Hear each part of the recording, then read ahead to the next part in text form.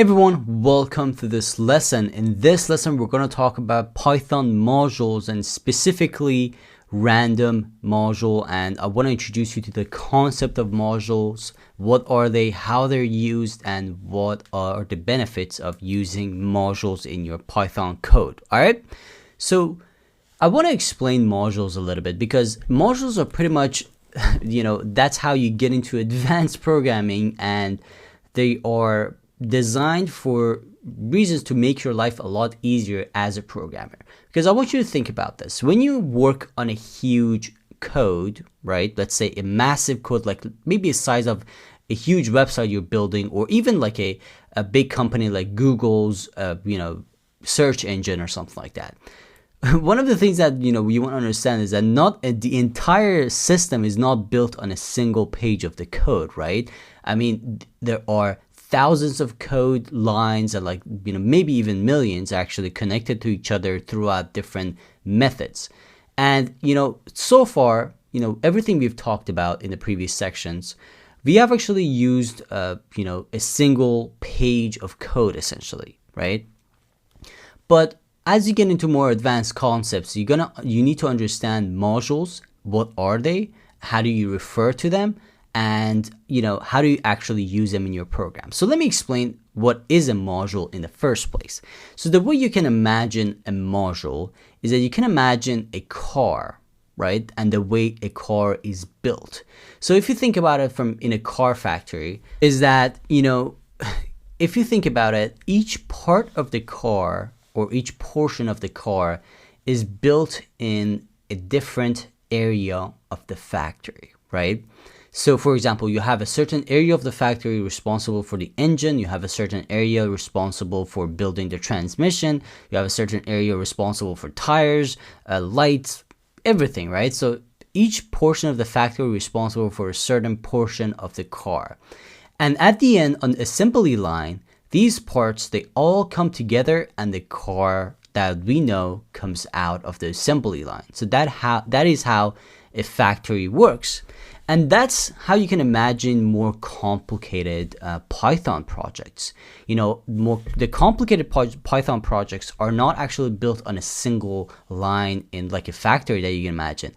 They are built using different portions of Python code, essentially like different modules and different parts. And those parts, they all come together to actually give you the final program.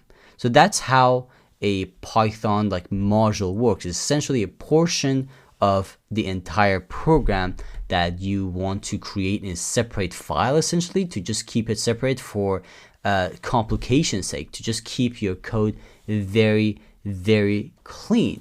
All right. So that's the idea with a module, and that's how modules work. So there are actually different types of modules in Python, or just really two. One is the custom module, which we're going to talk about later on. And then there are built-in modules. The idea with a built-in module is that Python developers, wanted to make it easy on programmers to actually, create programs, right? And that's why they developed Python modules. So the idea is that these are built-in modules that you can use in your code, all right, to process data and create your programs. This way, you don't have to create a massive page, maybe thousands of lines of code to actually create a simple function such as randomizing something, right?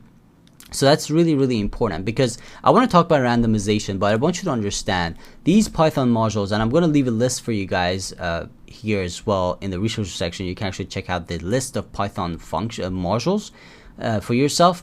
I mean, you don't have to look at them right now, but it's just I want you to have it. But these are modules that are built in and you can use in your program. All right. So how do you actually use a module, and what is the module I want to talk about specifically in this video?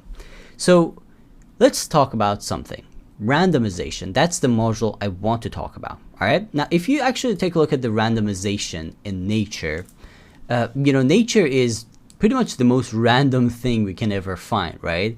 From the cells and even the structure of the cells to like the stars and galaxies, everything is pretty much random, all right, in our nature.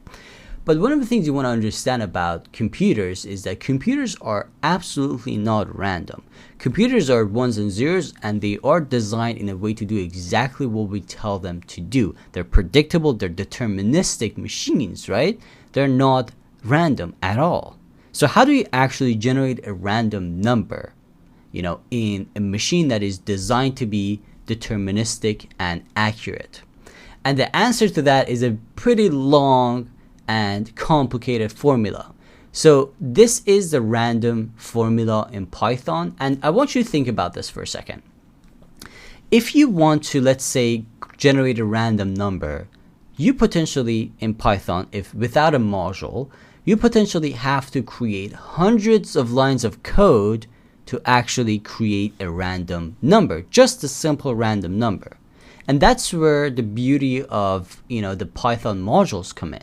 Instead of you having to write all these random numbers and like random formulas each time in your code, whenever you want to generate a simple random number, it's already built in for you, and you can just reference it using modules.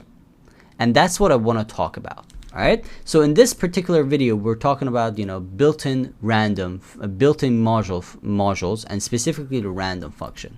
So the way you actually import a module is this: you use something called import. And I want you to think about this. If you look at any line of Python code, something a little bit complicated at least, you will see imports the first thing in the code. Like, this is the first thing that you will see in almost any Python code.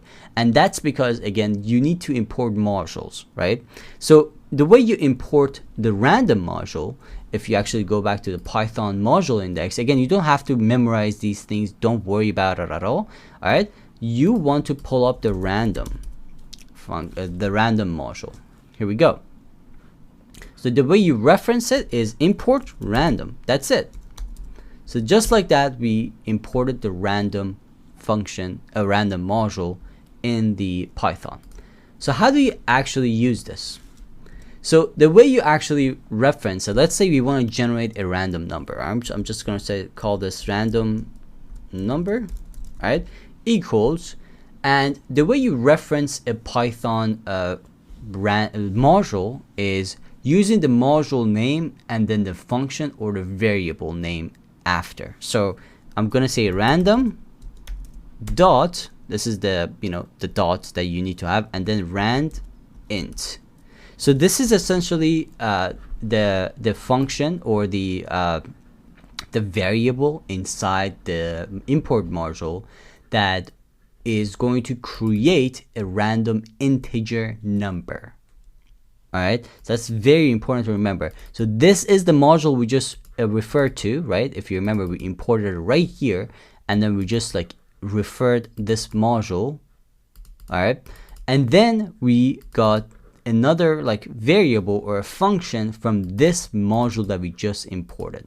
So again, the module name, and then the variable or the function inside.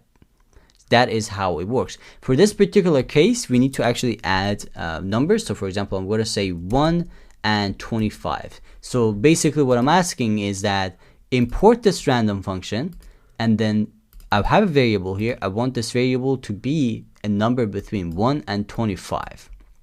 And we referred to the random function or random module essentially. All right. So again, modules kind of get some time to get used to, but they're important. They're extremely important, actually. And you're going to be using it a lot as you go down into more advanced concepts. So let's actually print this, right? Let's print random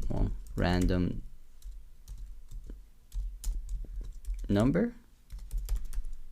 Apologies, I don't have my keyboard exactly in front of me, so it takes some time sometimes to type. So there you go. We got a random number of 14. So just like that, we got a random number. So let's say we want to generate a random number of 80 and 100. Between 80 and 100. So let's see what we get.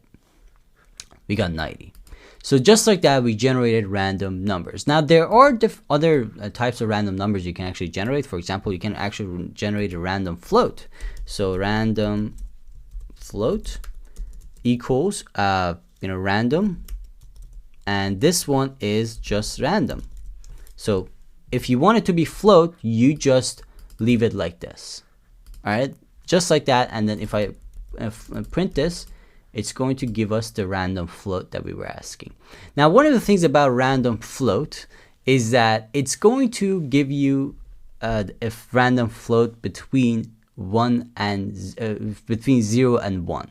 So that is the thing about this random float function, is that it's just going to give you a number from 0 to 1, and that's it, like nothing else. So the way you can actually turn it into more like, higher number, for example, if I want a random float number between like 0 to 1 or something, like 0 to 5 or something like that, you can actually multiply this by like, let's say 8, 9, for example. So if I do this, it's gonna give me a random number between here we go, there we go. So let's actually save this. So if I actually put 9 here, multiply this by 9, it's gonna give me a random float number from 0 to 9 essentially. So that's just how it works. And again, there are different ways to actually test this for yourself, but this is the way I usually do it. So it just generates a random number. I see we got like 2, for example, here, and if I run it one more time, we got 7.19 or something like that. So this is going to generate a random float number between 0 or 1 to 9. So essentially that's just how it works. So that's one way to generate random floats. So I just wanted to kind of introduce you to random Python modules and how you actually generate random numbers. So you make sure you practice this. I actually got a practice for you in the next lesson. I want you to really be familiar with this concept before we move on to more other stuff such as like custom custom modules and things like that. But yeah, so for that, you can for now you can actually get familiar with this. Let me know if you have any questions, guys. Make sure you practice this, and we're gonna kind of use this a little bit in the next lesson in our practice. I'll see you later on.